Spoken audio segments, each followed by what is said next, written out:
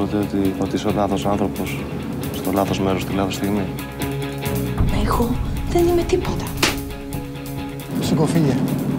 Να γλιτώσει ένας από εσάς, ρε.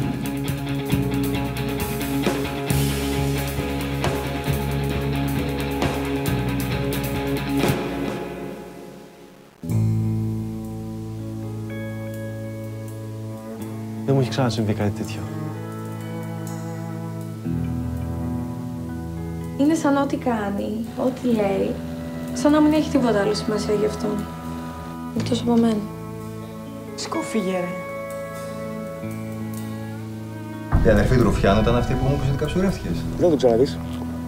Κατάλαβες? Αλλιώς τι θα γίνει?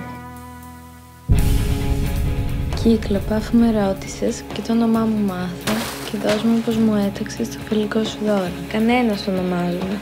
Και η μάνα μου, ο πατέρας μου και όλοι οι λοιποί μου φίλοι κανένα με φωνάζουν. Πες έφυγες. Πού θα πας? Από εδώ βγαίνει το κανένας. Σου ταιριάζει.